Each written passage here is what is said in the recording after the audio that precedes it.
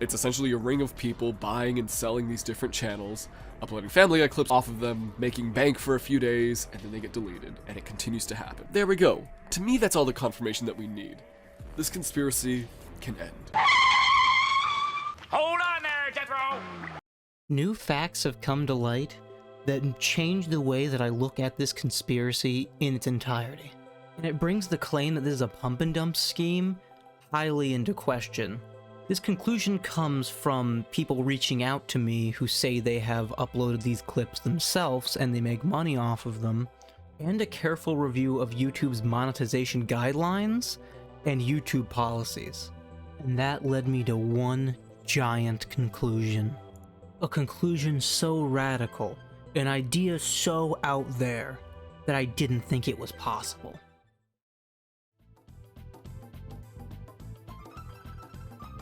The main thing that sowed doubt in the idea that this was a pump and dump scheme was an in-depth analysis of the way payout works on YouTube.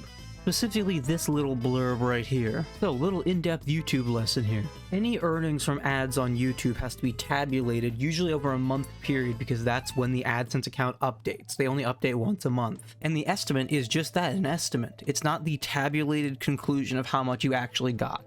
Even if you do something like post a video the day before it updates, the revenue on that won't be sorted out by the time your payout happens, so you can't really finagle it like that. Take that information and apply it to the life cycle of these channels. They usually last a mean of around 10 days.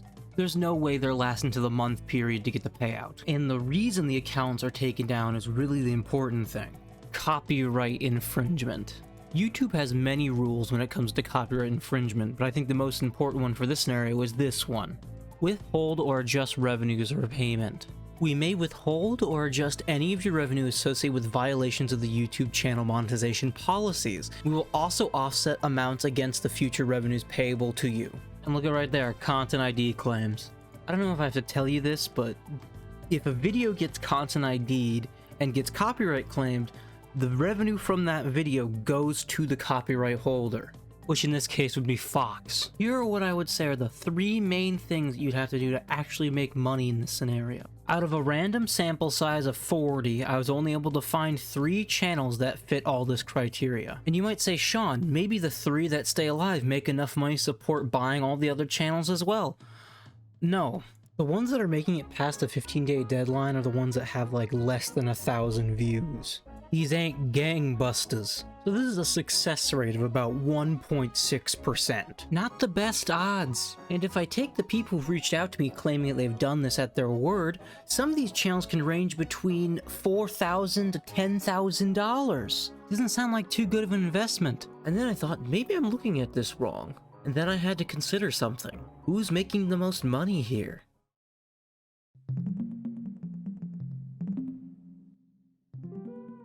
So I wanted to run a test. So I had someone make a burner YouTube account and I edited the Simpsons movie in the same fashion they edited these videos with the zooms and the things in the corner and stuff like that. And I wanted to see how long it would take to get taken down. Instantly. Got taken down instantly. So it's not necessarily the editing that keeps these videos up. And that brings me back to my central question. Who's making the money? If you take that 1.6% success rate and flip it on its head, you learn something kind of startling. 98.4% of all revenue generated by these videos is going to a very specific someone.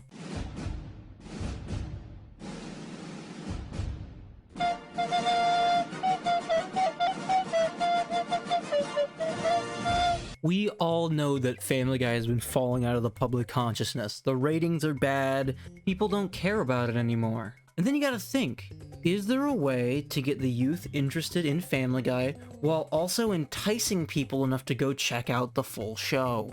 Put it on TikTok in the form of funny moments. Put it on YouTube in the form of full episodes. And you can rake in all that profit at the same time. It's like the ultimate win-win. And for legal purposes, I'm not suggesting that they did this. I'm not saying that they totally did this. I'm just merely pointing out the fact that it's a bit strange that they seem to be making bank. I would never suggest that Fox is deliberately uploading these clips to YouTube to siphon revenue and exposure. I would never say that. And I'm totally not saying that Fox would take advantage of Russian channel sellers to make a quick buck. They wouldn't do that. Never in 1,000 years will they take advantage of that crazy lucrative marketing decision. So, yeah. Do what you will with that totally not true information. That's about it. Crack, crack, Peter, crack, what are you doing? Crack, crack.